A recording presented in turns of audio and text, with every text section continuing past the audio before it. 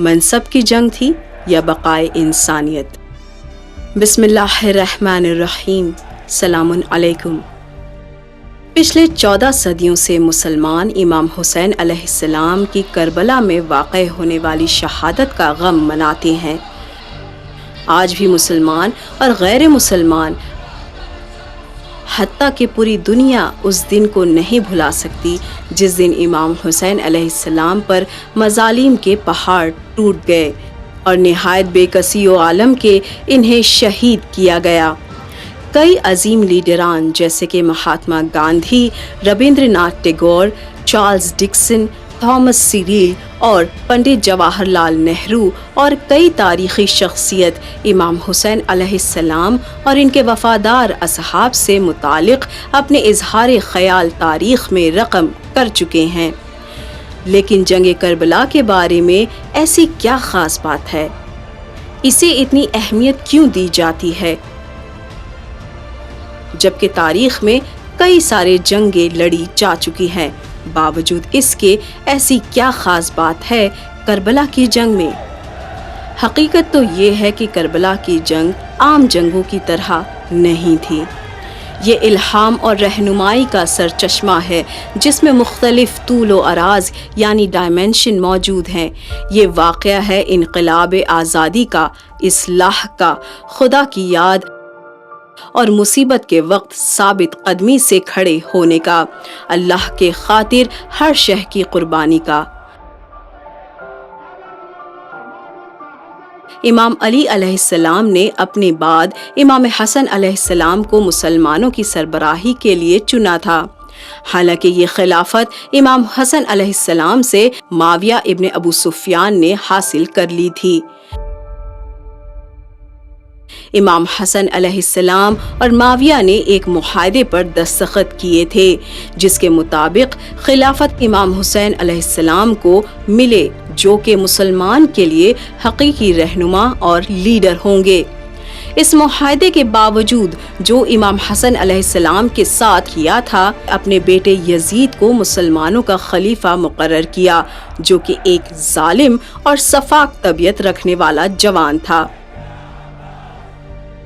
ایک شرابی جو کہ سرعام اسلام اور پیغمبر محمد صلی اللہ علیہ وآلہ وسلم کے احادیث کو جھٹلانے والوں کو مسلمانوں کے لیڈر کے طور پر پیش کیا گیا۔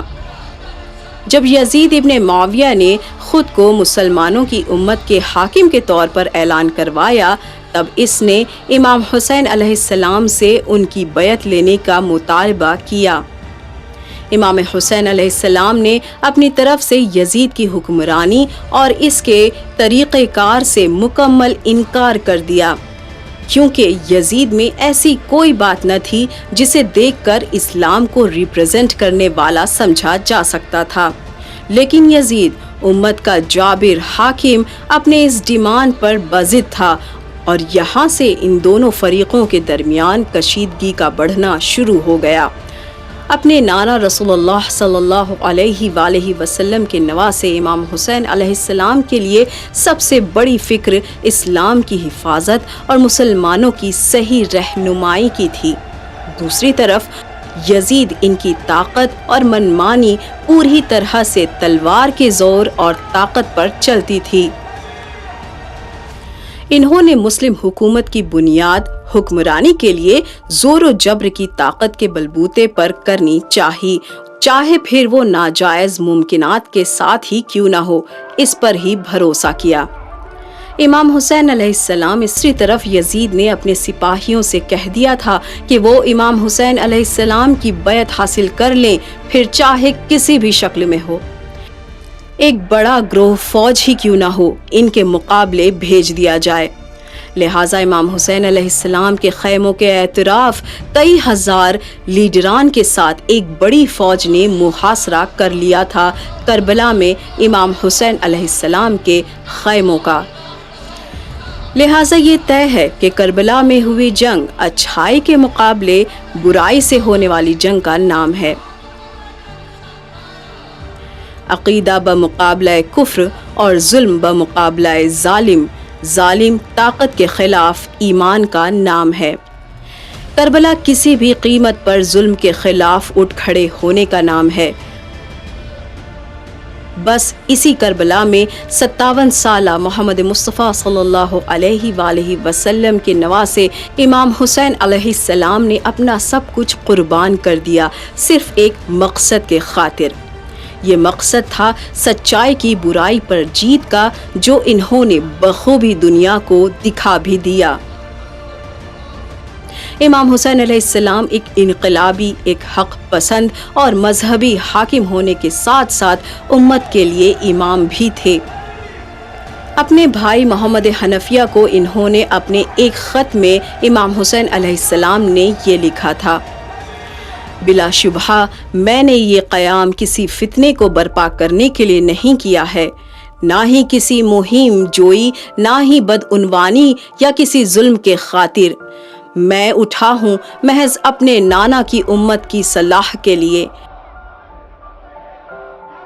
اور میں صحیح کے ساتھ اور برائی سے روکنے کا حکم دیتا ہوں، اور اس میں میں اپنے نانا محمد مصطفیٰ صلی اللہ علیہ وآلہ وسلم اور اپنے والد حضرت علی ابن ابی طالب کے نقش قدم پر ہوں۔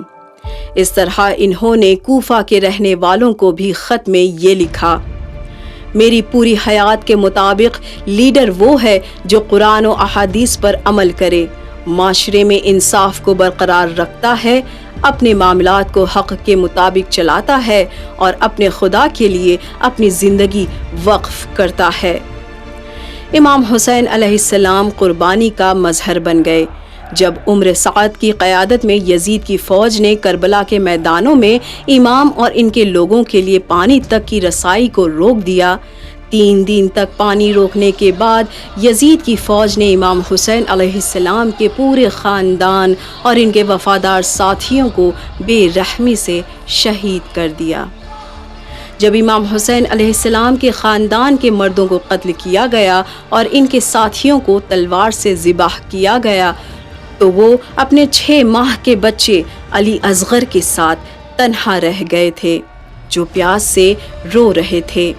جب امام علیہ السلام نے انہیں اپنا پیاسا بچہ دکھایا اور اس کے لیے پانی کی درخواست کی، تو ان لوگوں نے تیر کی طرف سے ان کی درخواستوں کا جواب دیا، اور امام حسین علیہ السلام کے سب سے چھوٹے ساتھی کو کربلا کے میدان میں قتل کر دیا گیا، اور بالآخر حضرت محمد صلی اللہ علیہ وآلہ وسلم کے نواسے کو انتہائی وحشیانہ انداز میں قتل کیا گیا، جس کا دنیا نے کبھی مشاہدہ نہ کیا تھا۔ اگر امام حسین علیہ السلام اقتدار اور عہدے کے لیے لڑتے تو وہ اپنے خاندان کے افراد کو، جن میں عورتیں اور بچے بھی شامل تھے، ایک بڑی فوج سے لڑنے کے لیے کبھی نہ لاتے۔ امام